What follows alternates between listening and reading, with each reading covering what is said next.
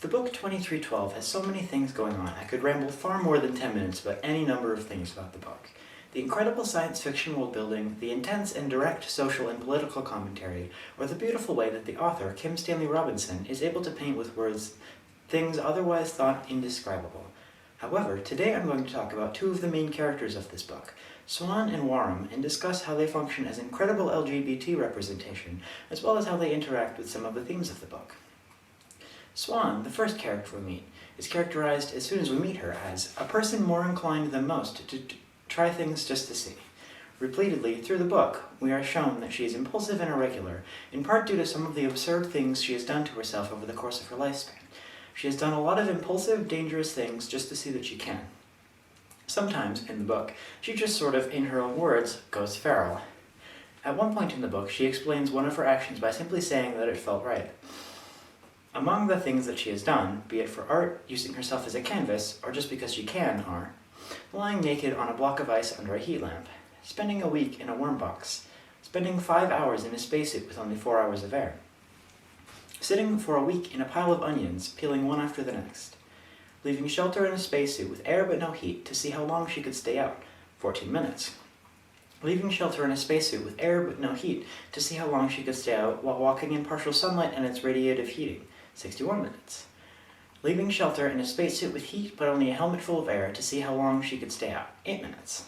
In addition to these incredibly rash decisions and actions, Swan has also done some serious modification to her body. Some of the more significant things are having part of a bird brain implanted in her own, allowing her to be able to chirp and create music like birds can.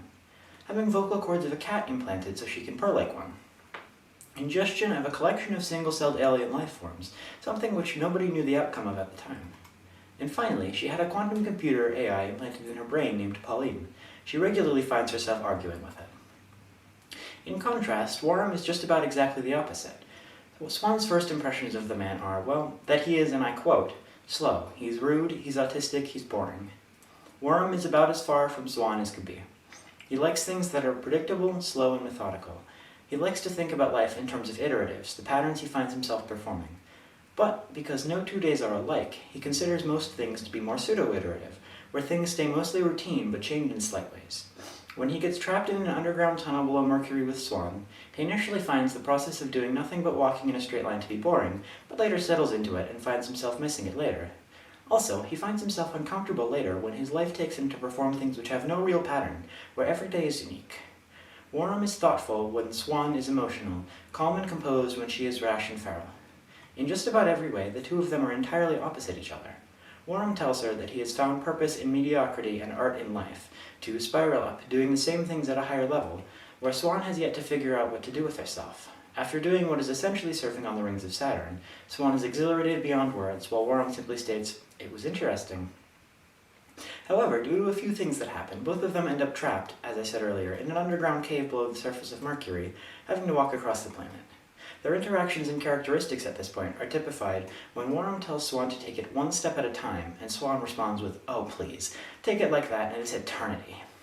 The two of them, forced to be together and with nothing but time, begin to interact with each other in ways that they would not have otherwise. To pass the time, Warham begins to whistle Beethoven to her. He knows these songs as well as he does because in his childhood, he listened to basically just that on repeat. Swan loves music, and it reacts well with the bird in her brain, and throughout their mutual love of music, they begin to bond. In fact, part of the reason that they ended up stranded here was because of a concert that they both attended. Through Swan's ability to make beautiful birdsong and Warham's knowledge of Shakespeare, they create beautiful duets. However, due to the events leading up to their imprisonment here, Swan gets incredibly sick with radiation poisoning. While this happens, it is revealed to Warham that Swan is, in fact, what we would refer to nowadays as transgender. Not long after, Warham reveals that he himself is as well. I would like to take a brief intermission here to discuss what exactly it is to be transgender in this world. At this point, in the years leading up to and including 2312, as the name of the book implies, science has progressed to the point where people can live up to 200 years, or even more. Many of the fantastical modifications Swan has done to herself are because of this. Modern science has figured out the mechanisms that cause someone to be transgender, and surgical procedures that allow both to reproduce in the way typically associated with their preferred gender are possible.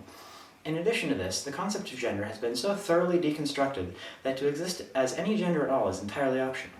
At several points throughout the story, we meet characters who do not look or identify with any gender at all. It is stated in the book that the male-female dichotomy that is so incredibly defines life today in our world is no longer the most prevalent distinction between humans.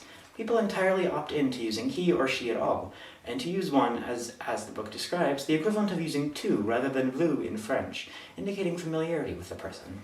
In describing gender, the book states, "It is not a case of there is no gender, but rather a complex and ambiguous efflorescence, sometimes called a fully Ursuline humanity, other times just a mess." Later in the book, a list of things that are considered necessities for a good life is provided. In addition to things like food, shelter, healthcare, peace, and community, there are gender choice and the opportunity to become more what you are. Needless to say, as a transgender person myself, this world sounds just about like a utopia. And so, into this world are Swan and Worm. These two serve as incredible transgender representation. There are a number of reasons why. The first is that the two of them show how transgender people are so incredibly varied. The two of them could not be further from each other personality-wise, and yet they are both transgender.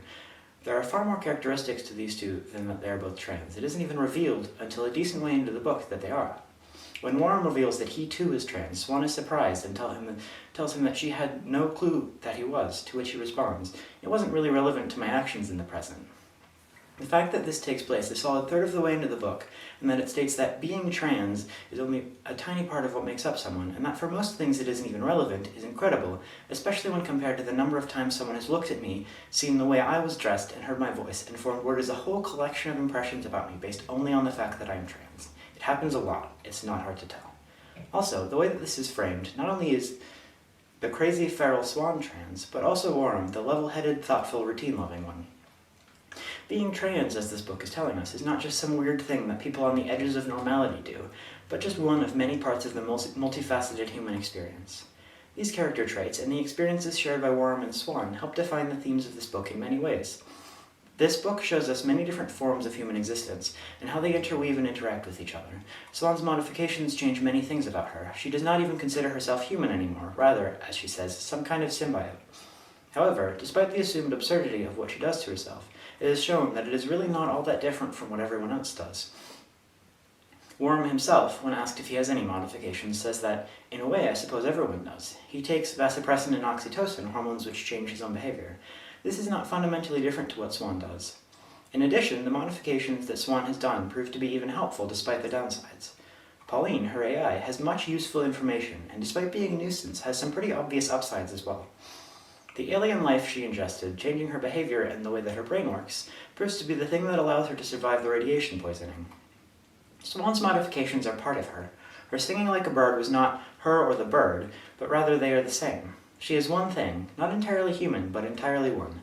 Her and Pauline are considered two distinct entities, but as Worm states, an indivisible pair, a new thing. Through all of this, and because of her modifications, not in spite of them, the two of them grow closer. Swan's bird brain and Worm's musical quirks happen to interact in a really positive way, pulling the two closer. Worm, because of this, develops feelings for Swan, an entirely distinct being from himself. Worm's character traits not only off-put him from Swan, but they also fascinate her. At another time, in a moment of tranquility, his slowness, as he spends an hour looking at a single flower, not only off-puts her, but is also fascinating. She tries to put all she knows about him into a single categorization and finds that she cannot.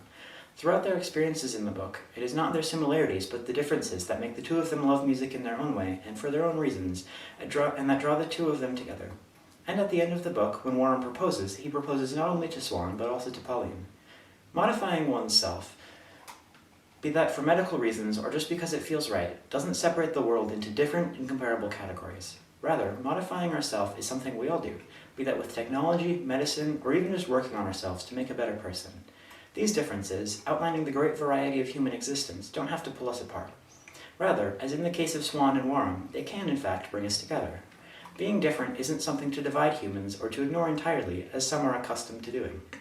Rather, the incredible variety of human experiences can serve to bring us closer together than ever before.